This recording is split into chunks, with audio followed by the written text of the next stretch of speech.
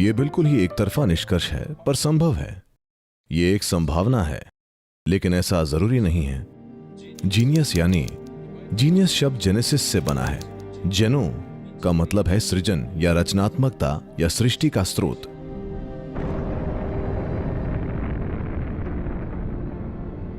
तो जीनियस का मतलब है कि उसने सृष्टि के स्रोत को जाने या अनजाने में छू लिया है। या तो आप चेतन होकर जीनियस होने की ओर बढ़ सकते हैं या अचेतन ही जीनियस बन सकते हैं। जब मैं अचेतन ही जीनियस बनने की बात करता हूं, तो आप बीथोवन का नाम ले सकते हैं। वो एक अचेतन जीनियस हैं। उन्हें नहीं पता है कि वो एक संगीतकार क्यों हैं, लेकिन वो हैं। वो सुन नहीं पाते, लेकिन फिर भी संगीत उनमें बहता है। क्योंकि अपनी बहुत अच्छी आवाज की वजह से आप संगीतकार नहीं बनते, आप अपनी सुनने की असाधारण क्षमता की वजह से संगीतकार बनते हैं। तो कोई व्यक्ति जो कि सुन भी नहीं सकता, अगर संगीतकार बनता है तो वो एक अचेतन जीनियस है। हो सकता है कि वो सामान्य ध्वनियां न सुन पाए हों, इसीलिए उन्होंने किसी और चीज पर ध्यान दिया हो।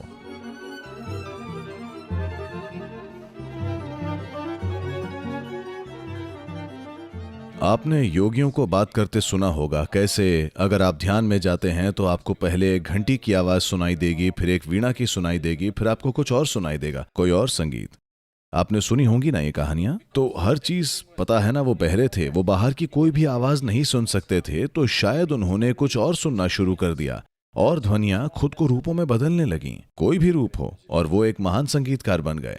तो संभवतः ये एक अचेतन जीनियस है। हम कोई फैसला नहीं कर सकते, पर यह मुमकिन है। लेकिन आप ये बिल्कुल नहीं जानते। हो सकता है कि वो जागरूक रहे हों, लेकिन यूरोप में होने के कारण वो ऐसी चीजें बोल न सके हों। तो हो सकता है कि वो संगीत तो बाहर निकालते रहे, लेकिन इसके बारे में कभी भी बोल नहीं सके, क्योंकि किसी खास समाज में यह सब बोलने की मनाही थी।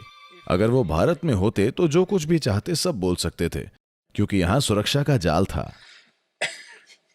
नहीं, ये बहुत जरूरी है। अगर आध्यात्मिक आयामों को समाज में सचमुच ऊंचा उठाना है, तो इसकी स्वतंत्रता वहां होनी चाहिए। इससे वहां पागल भी आएंगे, दीवाने भी आएंगे, लेकिन ज्ञानी लोग भी उभर कर आएंगे।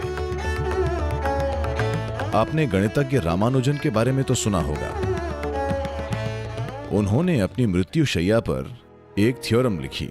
उसके पहले वो कई लिख चुके थे, लेकिन उन्होंने अपनी मृत्युशैया पर भी एक थ्योरम लिखी। मुझे लगता है कि 100 साल बाद 2010 में वो ये पता लगा पाए कि ये थ्योरम ब्रह्मांड में ब्लैक होल को बयां करती है।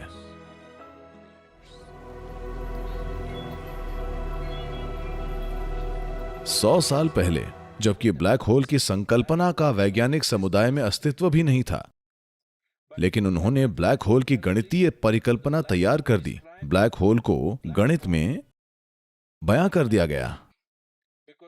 क्योंकि जब भी आप कोई थियरी बनाते हैं, अगर आपके पास उसका गणितीय आधार नहीं है तो वो थियरी नकार दी जाती है। लेकिन अभी उनके पास कोई थियरी नहीं थी, उन्होंने बस गणितीय आधार तैयार कर दिया और कहा, मुझे नहीं पता कि ये क्या है, मेरी देवी ने मुझे ये दिया है।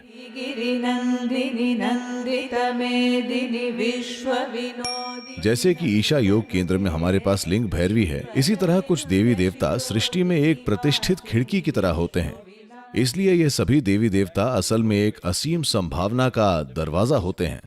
अगर आपको ये पता हो कि दरवाजा कैसे खोलना है, तो आपके लिए ये एक असीम संभावना बन जाता है।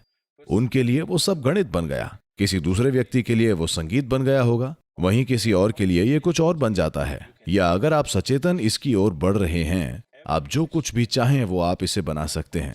अचेतन अगर आप वहां पहुंचते हैं, तो ये ब्रह्मांड का एक आयाम बन सकता है। तो गणित की खोज आपके क्लासरूम में नहीं हुई है।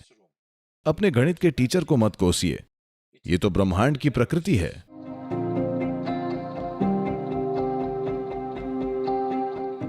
इस ब्रह्मांड की प्रकृति को इंसानी अनुभव में ले आने का यही एकमात्र तरीका है, और इसे समझदारी से करने का एक प्रभावशाली तरीका गणित है।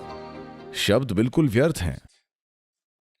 The only efficient way to do it is to imbibe the universe as a part of yourself.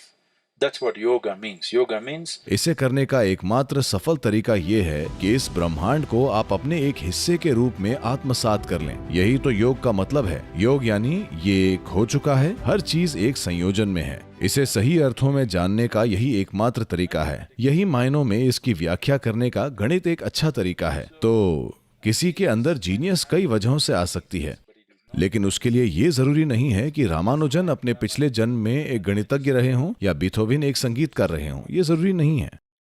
हो सकता है वो कुछ और रहे हों। निस्संदेह वो किसी चीज की वजह से ऐसे थे, ठीक है।